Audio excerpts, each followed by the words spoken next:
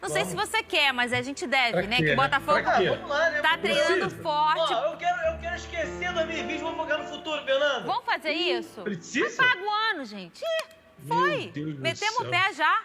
Tá treinando forte pra reagir, mas ainda tá escrito aqui, na luta contra o rebaixamento. Tem Ei. Não. Cadê? Rebaixamento? O botafoguense está com a calculadora na mão nessa reta final de Campeonato Brasileiro. Buscando pelo menos 20 pontos nos próximos jogos para não cair, o Glorioso precisa vencer 7 partidas nas próximas 11 para ficar mais próximo da permanência na Série A.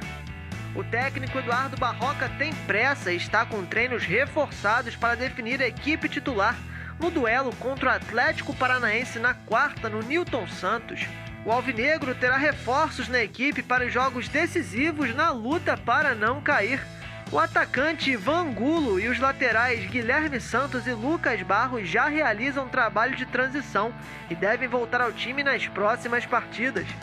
O Botafogo ocupa a 19ª posição do Brasileirão e está a 5 pontos do Bahia, primeiro time fora da zona de rebaixamento. Muito bem, eu ia pedir o hino. É bom começar com o hino, porque que dia é hoje? 4 de janeiro. Estamos invictos em 2021, Pedro Certeza. Então eu não quero saber, a gente não perdeu ainda, então solta o hino.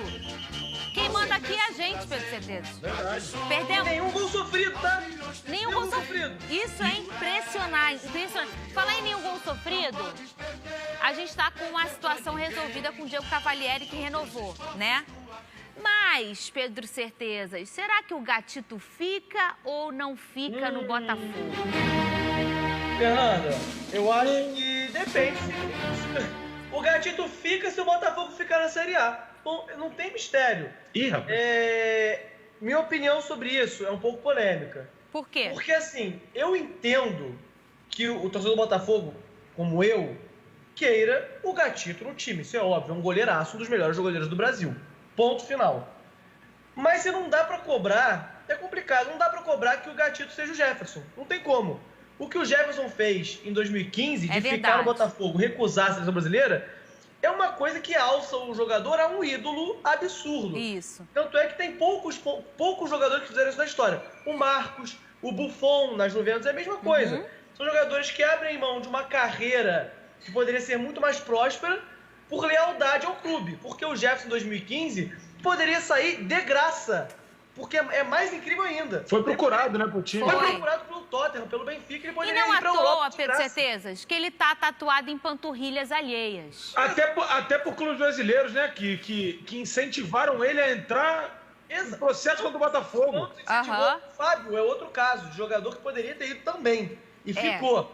Então, é raro. Não dá pra comparar, não. O Gatito tem 32 anos, é um cara que tem mercado dentro e fora do Brasil. Ele já mostrou esse desejo de sair para a Europa há uns 2 anos, já foi procurado pela Lazio. Então, cara... Mas sabe, Pedro, sabe também que ele já demonstrou várias vezes internamente em querer sentar e conversar com um plano de carreira dentro do clube, que Exatamente. é ficar pro clube até terminar sua carreira, servir o Botafogo até o fim, independentemente de série. Mas essa conversa...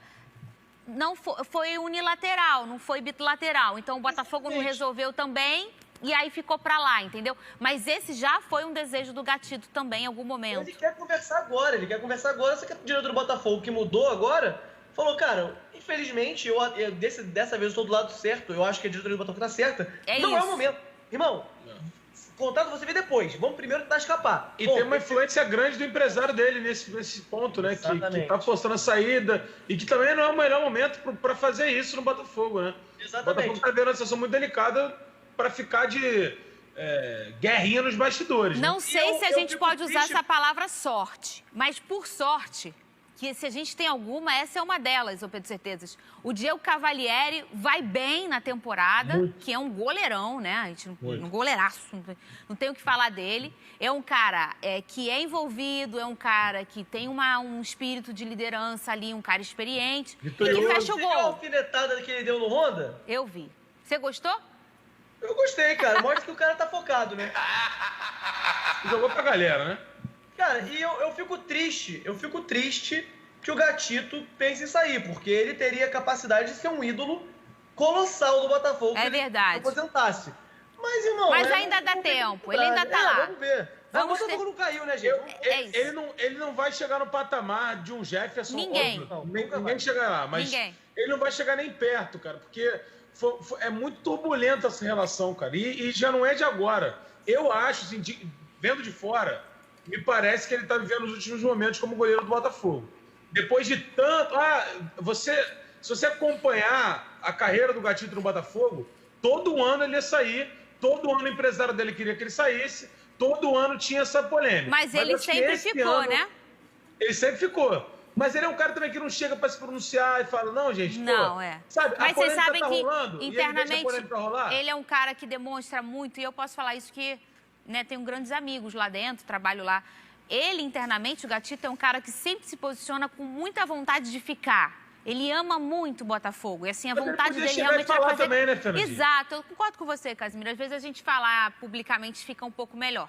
Vamos falar agora, ainda não mudando o time, né? Mas, enfim, já mudou de time, mas o lateral Marcinho prestou depoimento hoje, nessa segunda-feira aí, sobre o acidente que aconteceu no Recreio. Esse acidente foi no dia 31 de dezembro, o último dia do ano, né? E aí está confirmado pelo delegado que ele sim estava conduzindo o veículo, que atropelou 2 pessoas, né? Matou um professor e a mulher agora está no Hospital Vitória, estava no Lourenço Jorge, foi encaminhada para o Hospital Vitória, está se recuperando. Essa aí, a imagem do carro, como ficou, o carro foi abandonado a 600 metros mais ou menos, pelas certezas do local do acidente. A gente conversou, eu e você, né, no último dia do ano sobre isso, que deixou a gente muito chocado por todas as coisas, né, envolvidas, o Marcinho e tudo mais, e ceifar uma vida, né? O rapaz estava lá, o professor atravessando a rua e acabou a vida para ele. Então, assim, eu fiquei muito chocada, Pedro Certeza, eu sei que você ficou também, né? Fernando, eu fiquei incrédulo, eu fiquei completamente incrédulo. Eu lembro, eu tava... foi dia 31 que saiu essa notícia. Eu fiquei chocado, eu tava bebendo, sério, eu parei, eu fiquei tipo, 2 horas chocado, assim, chocado. Eu já gravei com o Marcinho, a gente gravou com o Marcinho no SBT ano passado, cara. Sim. Num fim de ano do ano passado, fui na casa dele, falei com ele, falei com a família dele e fiquei chocado, eu tô até agora muito chocado. O pai dele confirmou que era o Marcinho dirigindo, então meio que o Marcinho, com dolo ou não, matou uma pessoa, o carro bateu numa pessoa e a pessoa morreu. E tem outra pessoa gravemente ferida. É isso. E é muito chocante, chocante. E por mais que ele seja absolvido, ou que seja... pode ser um defeito no carro, a gente não sabe nada. Pode ser qualquer coisa. Isso. Mas isso fica marcado muito na carreira do jogador. É um jogador jovem, foi pra seleção. E, cara, eu tô muito chocado. É uma vida que se perdeu, uma pessoa gravemente ferida, e a gente não sabe o que vai acontecer. Eu tô até agora, desde que 31... Eu tô há 5 dias sem entender o que aconteceu. Eu tô muito, muito, muito incrédulo. Eu fiquei assim também. Vamos desenrolar essa história, porque eu também não quero ser o juiz. Muito grave, né? Muito pesado, né? Não condenar nem absolver ninguém aqui. Vamos esperar pra ver. Pois é, a gente conversou até... eu cheguei um pouco mais cedo, no dia 1º, para falar sobre esse caso, né? Porque entra na esfera esportiva, já que o personagem faz parte dela. E eu comentei até aqui no SBT, Casimiro, que a gente fica assim, do jeito que o Pedro tá... muito pelo, obviamente, o que aconteceu, o rapaz morreu e acabou para ele. Imagina essa família, minha gente. O rapaz estava lá no dia 31 de dezembro e pum, acabou. A família, complicado, né? Essa família é que mais sofre, ponto final, né? E também porque a gente conhece, assim, o Marcinho, a carreira dele, o que ele é fora dos campos, não é um jogador problemático, um jogador que, já deu um monte de problema, isso aí, já estava... perto de acontecer. A gente fica, assim, surpreendido por conhecer o Marcinho. E aí a gente comentou, né, Casimiro, não parar para prestar o socorro. A gente não sabe o que aconteceu, então não estamos aqui para cancelar nem tacar pedra em ninguém. A gente está aqui só passando os fatos. Mas isso deixa a gente mais, assim, chocado, né, Casimiro? Obviamente, sim. A gente não está aqui, como o Certeza falou, para julgar ninguém, não cabe a gente fazer isso. Nem condenar, nem absolver ninguém, a gente está aqui para falar sobre os fatos. E o fato é que é uma notícia, cara, muito grave, muito chocante. e muito triste, né? Um ano que a gente viveu, obviamente, quando virou para 2021, os problemas não acabaram, né? Mas é uma mudança de ciclo, a gente está num momento de otimismo agora, depois de um ano tão pesado que a gente viveu. E se a gente for pensar, cara, tem uma família aí que perdeu um ente, perdeu um pai, perdeu um filho, perdeu uma pessoa, né? E é muito bizarro você imaginar que foi recusado a ele ou foi negligenciado a ele o ato de você parar para ajudar de alguma forma, né? Prestar socorro, cara, é algo que é até uma ausência de dignidade ali para a pessoa. A gente não sabe como foi esse acidente, como você falou, existe um leque de possibilidades, mas a verdade e a realidade é que foi um acidente no Réveillon, foi algo que ele sai da cena do crime, sai da cena do acidente, sem prestar socorro, que agrava mais ainda a situação. E foi o que a gente falou, cara, na virada do ano. É impressionante como esses últimos meses da carreira do Marcinho foram conturbados, né? É verdade. Um jogador que é low profile, né? Que é um jogador que nunca foi envolvido em polêmica, nunca foi um jogador midiático, que chegou na seleção brasileira por méritos dele, muito criticado, mas que veio mostrando um bom futebol. Teve lesões, quando voltou muito mal, voltou forçando a saída do Botafogo. Não é mais jogador do Botafogo hoje, né? Hoje é um jogador sem time. Por opção dele. Ele por opção dele. Pois é.